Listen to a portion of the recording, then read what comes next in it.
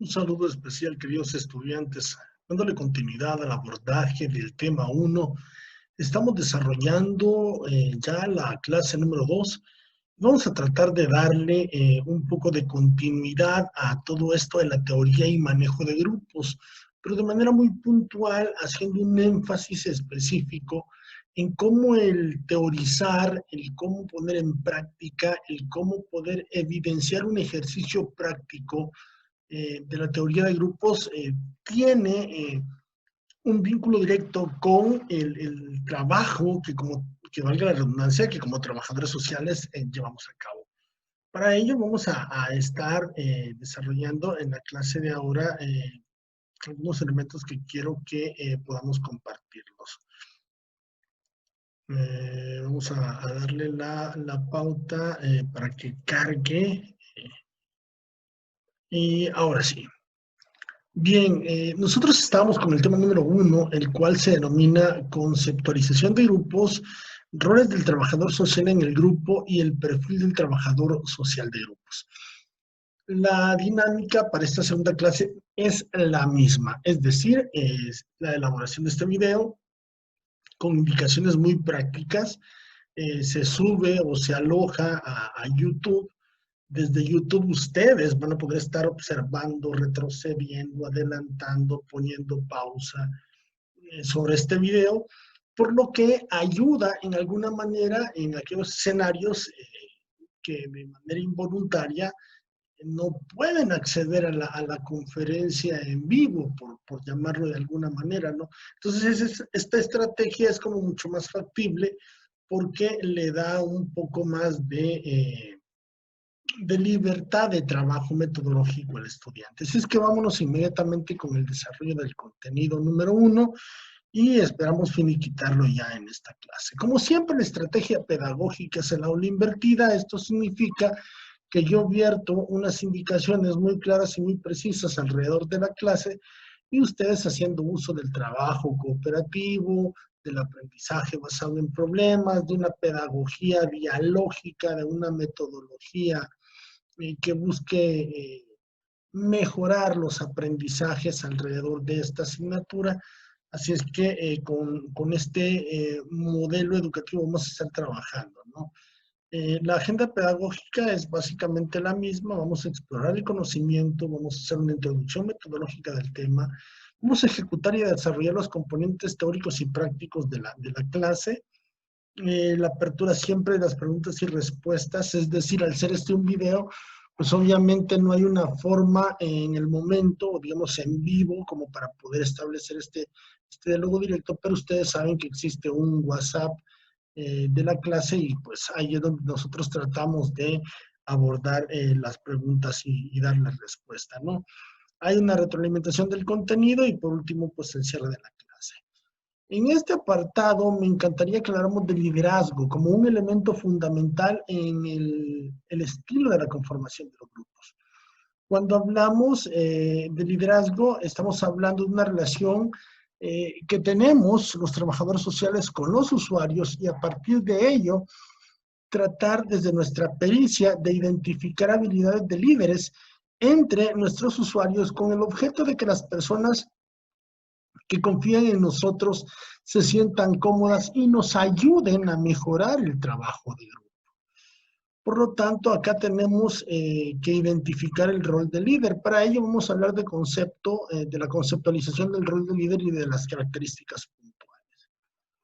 Realmente un líder es una persona a la que un grupo sigue, considerándola como un jefe, como un conductor, como un guía o como un orientador. Y es que liderar es una capacidad muy particular que no todas las personas la pueden ejercer como debe de ejercerse.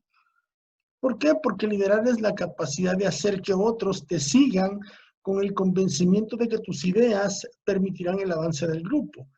Esto es dirigir a las personas hacia la meta que persigue tu grupo. Realmente liderar consiste en influir en las personas para que se unan en la consecución de cierta meta en común. Y a partir de eso podríamos definir el liderazgo como una cierta capacidad de transformar una visión en realidad según la idea epistemológica de Warren Bennis. El liderazgo está conformado por el rol de líder, en donde nosotros tenemos que entender que es importante, y esto los trabajadores sociales tienen que tenerlo muy claro, aprender a dirigir. Aprender a dirigir personas asignándoles tareas muy específicas para que puedan lograr objetivos. El papel fundamental de un líder consiste en dirigir a los integrantes de un grupo y dirigir también las tareas que se están llevando a cabo en la dirección correcta de cara a alcanzar los objetivos perseguidos por el grupo. Saber determinar qué es lo que va a hacer cada uno de los miembros del equipo. Para eso, el papel, como ya lo hemos dicho con anterioridad, el papel del líder, el rol del líder consiste en dirigir para que los demás ayuden a la consecución de los objetivos trazados. El liderazgo. Acá vamos a hablar, quiero denotar que esto es muy importante. En la teoría y en el manejo de los grupos, cuando hablamos de liderazgo, vamos a hablar de diversos tipos de liderazgo, de toda una clasificación, de toda una taxonomía de liderazgo. Para ello nos vamos a encontrar con 4 tipos diferentes de liderazgo. Vamos a hablar de un liderazgo que está muy, pero muy relacionado con 2 grandes contextos. El liderazgo relacionado con las personas y el liderazgo relacionado u orientado con las tareas. Para ello vamos a decir que existe un liderazgo relacional o de apoyo que está con una gran tendencia vinculado a orientar a las personas. Tiene características puntuales, ustedes las pueden ver en este momento en su pantalla. Vamos a hablar del tipo de liderazgo delegativo. Este está con una baja orientación a las tareas y a las personas, y de manera muy interesante vamos a poder identificar que cada uno de los elementos o de las diversas aristas que componen estos tipos de liderazgo le van dando vida propia al tipo de liderazgo que se está ejerciendo. En un tercer contexto encontramos el tipo de liderazgo democrático, o también conocido como el liderazgo responsabilizador. Este tiene una alta orientación a las personas y a las tareas. Y por último, vamos a ver un estilo de liderazgo autoritario o separado, el cual tiene una alta orientación a la tarea. De esta forma, en un cuadro con una connotación bastante definida, vamos a poder identificar que las 2 grandes vertientes a las cuales se dirige los estilos de liderazgo, pues es por un lado, el orientado a las personas y el orientado a las tareas. Y esto permite que el trabajador social sepa en qué modo, en qué manera y en qué medida se puede organizar un grupo de trabajo a partir de las características particulares de cada una de las personas con las que va a trabajar. Ahora hablemos de un elemento que es muy importante en la teoría y en el manejo de los grupos, y estamos hablando de la dinámica de grupos. Acá vamos a encontrar indicadores que determinan la vida interna del grupo. Hay que recordar que estos indicadores son en alguna forma aportaciones muy importantes en donde se proponen una especie de prerequisitos básicos para fundamentar un adecuado clima de relaciones humanas en el grupo. Acá vamos a hablar específicamente de 3 factores básicos que permiten establecer el adecuado clima de relaciones humanas en un grupo. Acá vamos a hablar de interacción, vamos a hablar de comunicación y vamos a hablar de cohesión. Cuando hablamos de interacción, se trata de crear espacios para que este proceso tenga opción de existir, lugares y tiempos donde sea posible facilitar y profundizar en las relaciones personales entre los miembros. Por lo que, para facilitar la interacción, es interesante descentralizar funciones en órdenes en sentido repartir responsabilidades y posibilitar en la medida de lo posible una participación real de todos. No tratar de ser impositivo y buscar que sea solo una opinión la que establezca las reglas o normas del funcionamiento. Esto me permite identificar que cada miembro de los equipos, cada persona que conforma un equipo, debe ser tomado en cuenta. Eso es un medio muy importante para que la interacción en el grupo funcione de maravilla. Hablemos del segundo punto, comunicación. Casi siempre que se habla de comunicación personal se piensa en un lenguaje verbal o no verbal. En la dinámica de los grupos, los trabajadores sociales debemos de entender que la comunicación permite tratar de mandar un mensaje con una calidad directa. Y esto me va a ayudar a que la persona entienda con claridad la función que le estoy asignando para el buen funcionamiento de su grupo. Por otro lado, vamos a hablar de la cohesión. Este último elemento se va a entender como la unión que existe entre los miembros de los grupos que hace que las personas permanezcan integradas y el grupo pues no se disuelva, producto principalmente de dos grandes fuerzas. Número uno, lo atractivo de los objetivos y las metas del grupo y el nivel del éxito del grupo alcanzado por medio de estos objetivos.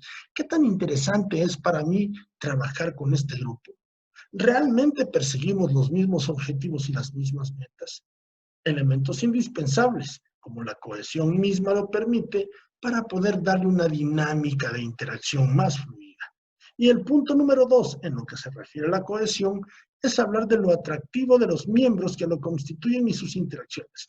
Ojo con este tema, parece gracioso, pero cuando hablamos de lo atractivo no nos estamos refiriendo a elementos físicos, a la vanidad, a elementos de rostro, de alguna característica. No, nos estamos refiriendo a qué tan interesante para mí es el poder cumplir con cada uno de los objetivos que el trabajo en grupo me permite. De esa manera la cohesión me permite mantenerme unido, solidificado, en donde el grupo de trabajo tenga buenas raíces al momento de trabajar, con buena actitud, con energía positiva y con la mirada siempre frente, tratando de conquistar los objetivos planteados.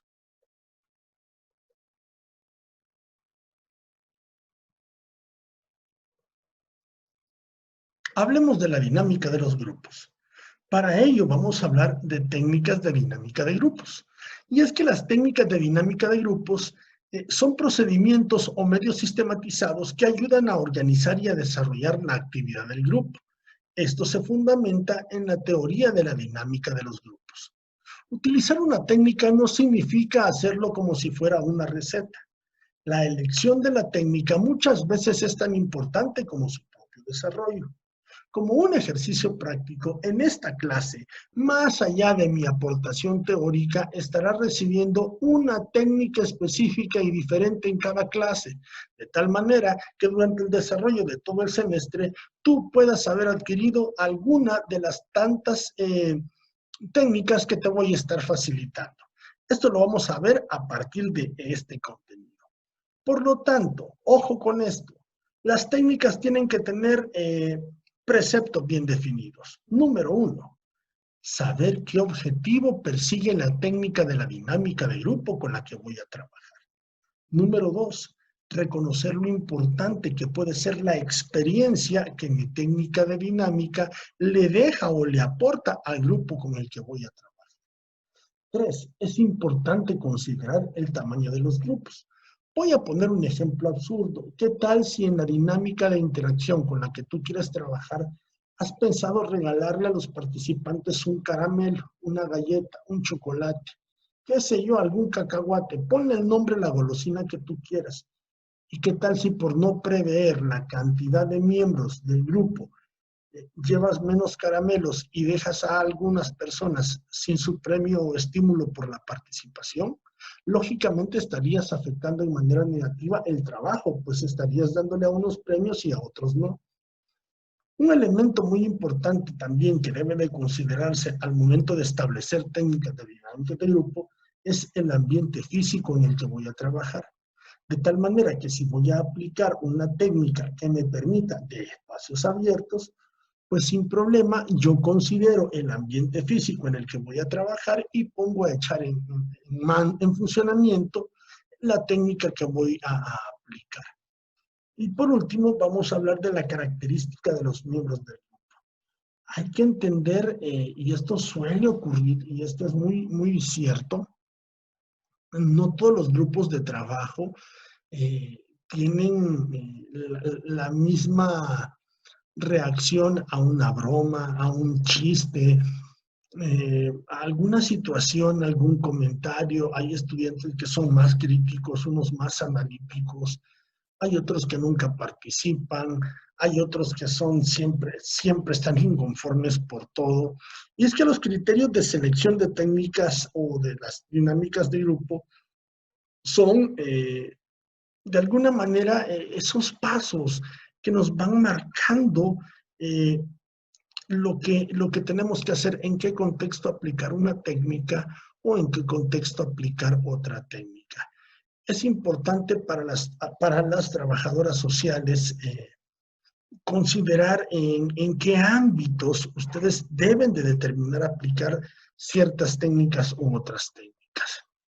Las dinámicas de grupo nos van a permitir en la siguiente tabla, en esta tabla que usted está viendo en pantalla, establecer una clasificación siguiendo 3 criterios distintos.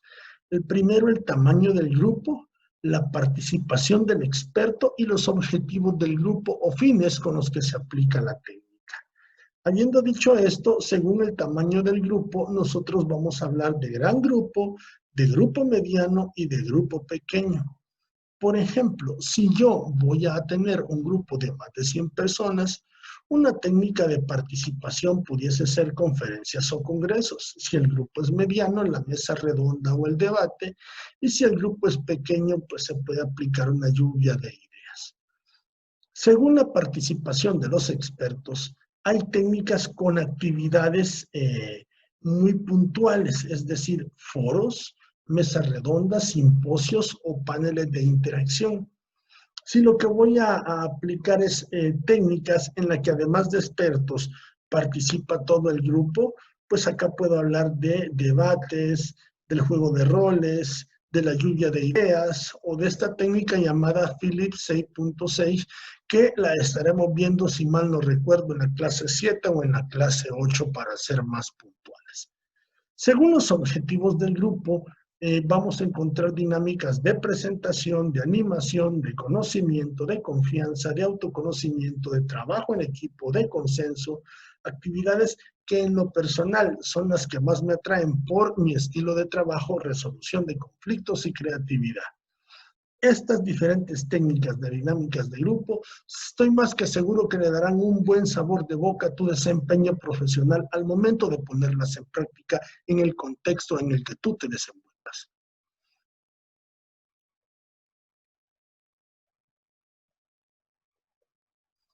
Pasemos a las técnicas de grupo. Según la participación de expertos, vamos a poder trabajar con las siguientes técnicas: mesas redondas, simposios, paneles, foros, defensas de tesis o debates, el Phillips 6.6, la lluvia de ideas o la dramatización. En el cuadro que ustedes están viendo en este momento tendrán la oportunidad de ver de manera muy puntual y específica de qué trata cada una de ellas. Por lo tanto, te invito a que prestes mucha atención de qué se trata cada una de ellas y cuál es la diferencia existente entre una técnica u otra. Acá lo puedes ver un poco más grande y vámonos inmediatamente a la siguiente lámina. Hablemos entonces de las técnicas o dinámicas de grupos según los objetivos del grupo. Acá lo vamos a tratar de explicar en un cuadro más grande, y es que es importante que ustedes presten mucha atención, que cuando hablamos de técnicas de presentación son específicamente para el propósito que lo menciona su nombre, para presentarse. Las técnicas de conocimiento y confianza acá le permite a los miembros desarrollar habilidades para conocerse entre sí, tratar de construir la confianza dentro del grupo, para, sobre todo si voy a estar, digamos, en un retiro espiritual, por poner un ejemplo X, y a usted lo han contratado como trabajador social para llevar a cabo estas dinámicas. Si usted sabe que en ese retiro va usted a estar 3 días, usted sabe que tienen que conocerse los miembros que participan de esa actividad. esa es la naturaleza que persigue este tipo de técnicas. Las técnicas de autoconocimiento, autoconcepto y autoestima, las técnicas de comunicación, que de alguna manera buscan estimular participación, sobre todo cuando tenemos personas que no nos gusta participar mucho de la clase. Estoy más que seguro que encontraré en esta clase muchos o pocos personas que son más dinámicos, otros más callados, en fin. Cada quien sabrá cómo manejar ese tipo de estilo de aprender, pero también reconocer que en la medida que usted participa en el desarrollo de esta clase, yo también sabré ponerle una mejor calificación al que más participa. ¿Por qué? Porque la participación, al menos en el desarrollo de mis clases, es muy importante. Vamos a hablar de técnicas de consenso, vamos a hablar de técnicas, como ya lo decía, de mis favoritas, las de resolución de conflictos, técnicas de animación y técnicas de creatividad. Para ello, vamos a hablar de un término que es muy interesante y es cómo la comunicación en el equipo de trabajo nos permite, como profesionales, en esta área tan importante de la construcción de tejidos sociales como lo es el trabajador social, reconocer, identificar y aprender a trabajar con ciertos requisitos para mantener ambientes armónicos, ambientes positivos en los equipos de trabajo con los que nos toque desenvolvernos. Por lo tanto, los trabajadores sociales tenemos que compartir con las personas con las que vamos a trabajar el conocimiento de los objetivos que se persiguen, aceptación de las condiciones con las que vamos a trabajar con los grupos, intercambio de conocimientos y transmisión de información, determinar líderes, siempre lo voy a decir, es importante identificar líderes y tratar de fomentar cohesión y participación en los grupos de trabajo. Además, la comunicación en estos equipos debe de realizarse en todas las direcciones posibles. Y acá vamos a hablar de la comunicación vertical, que es la que va de arriba hacia abajo, del profesional responsable, o sea, de usted, futura trabajadora social, hacia las personas con las que usted va a estar compartiendo. Y de abajo hacia arriba, y es de las personas con las que usted comparte, de los usuarios, hacia el trabajador social. Hay un segundo momento que es el de la comunicación horizontal. Esta comunicación es directamente entre profesionales y colaboradores. Vamos a tratar de abordar un poco más adelante en las diversas clases que vayamos estableciendo, ¿no? Algunas técnicas para fomentar el trabajo cooperativo nos van a permitir identificar dos grandes segmentos. Las técnicas que son de cooperación y las técnicas que son de competencia. En la figura ustedes van a poder encontrar diferencias fundamentales para lograr establecer lo que yo llamo ventajas o desventajas de estas técnicas. Para ello nos vamos al siguiente cuadro, en donde ustedes van a poder encontrar normas para el trabajo cooperativo y normas que de alguna manera permiten sabotear el trabajo en equipo, ¿no? Es a lo que vamos a llamar inconvenientes. Con este cuadro usted va a poder tener un panorama un poco más claro y esto me permite conducirlos hacia cuáles son entonces las técnicas para fomentar el trabajo cooperativo. Sobre todo cuando el trabajo cooperativo presenta un ámbito de competencia. Acá ustedes van a poder ver en el cuadro que tienen en pantalla ventajas y desventajas.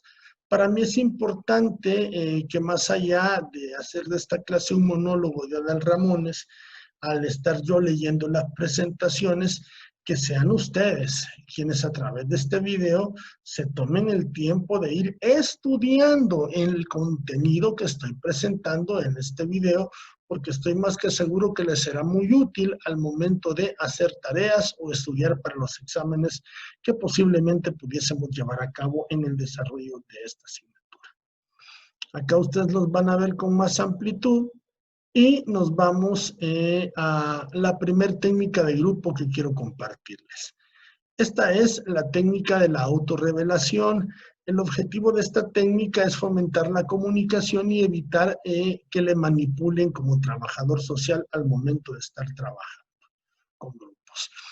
Les voy a pedir que tengan muy claro que en cada una de las clases que vamos a estar desarrollando se les va a compartir una técnica.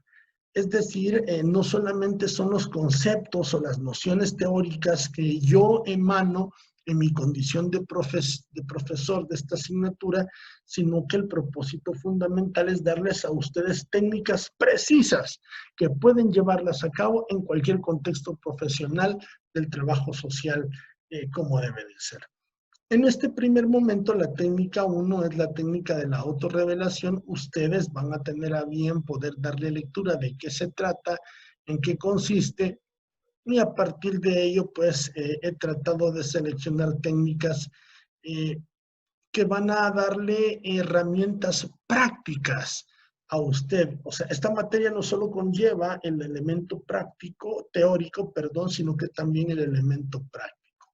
Por lo tanto, vamos a estar trabajando con estas técnicas. En este momento, pues tienen en pantalla el contenido de la técnica, así es que espero que estén atentos a leer con detenimiento de qué trata, cuál es la importancia, y usted va a aprender a diferenciar en qué contextos aplicar una u otra técnica. Vámonos ya en esta segunda sesión de clases a la asignación de la tarea.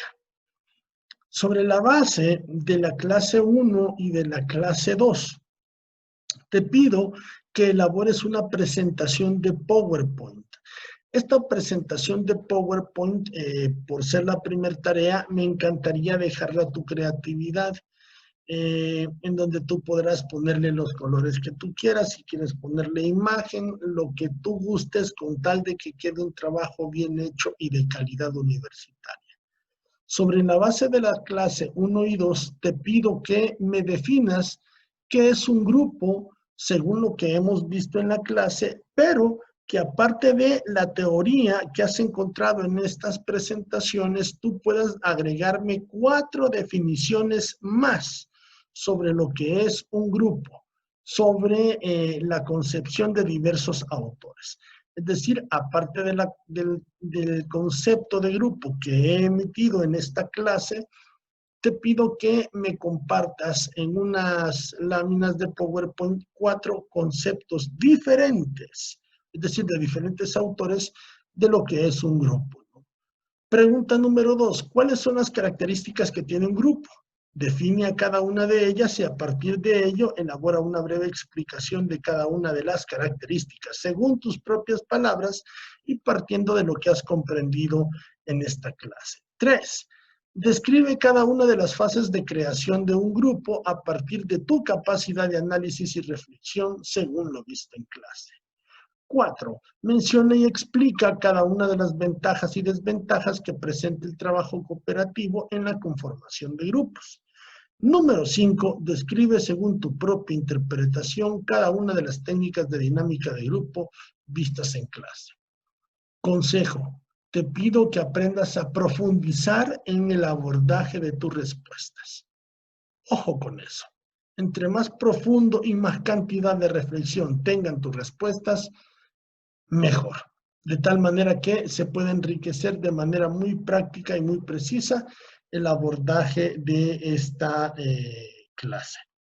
Para la elaboración de esta clase puedes usar, pues, como te lo he dicho, imágenes, otras fuentes teóricas que te puedan apoyar a reforzar la clase y llevar a cabo la obtención de una mejor calificación.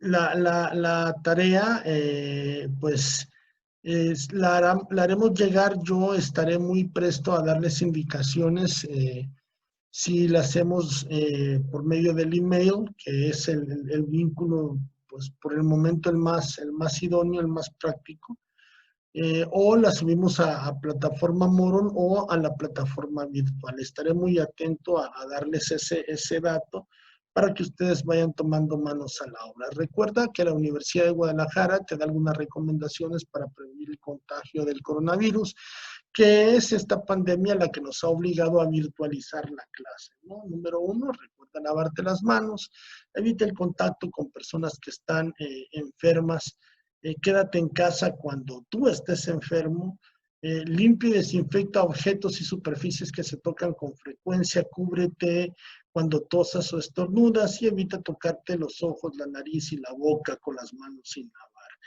Estas son medidas preventivas que las compartimos alrededor de los escenarios virtuales. Te comparto también 10 consejos para estudiar en línea, los puedes ver en pantalla, en donde te invitamos desde cómo organizar tu tiempo hasta verificar el funcionamiento de tu equipo de cómputo. Son lineamientos muy básicos, muy prácticos, que te van a ayudar en mejor medida o en mejor forma a desarrollar un trabajo de calidad en contextos virtuales. Recuerda que la red universitaria tiene para ti apoyo psicológico para que puedas comunicarte a los números que están en pantalla y recordarte que hoy más que nunca son tiempos para que seamos solidarios, más humanos, eh, tratando de ser más tolerantes frente a la adversidad. Sin duda alguna que para mí es un verdadero gusto compartir con ustedes, mis estimadas estudiantes. No tengo más que desearles que tengan una excelente jornada académica y que Dios me las bendiga de manera abundante. Que tengan un excelente día. Hasta la próxima, si Dios lo permite.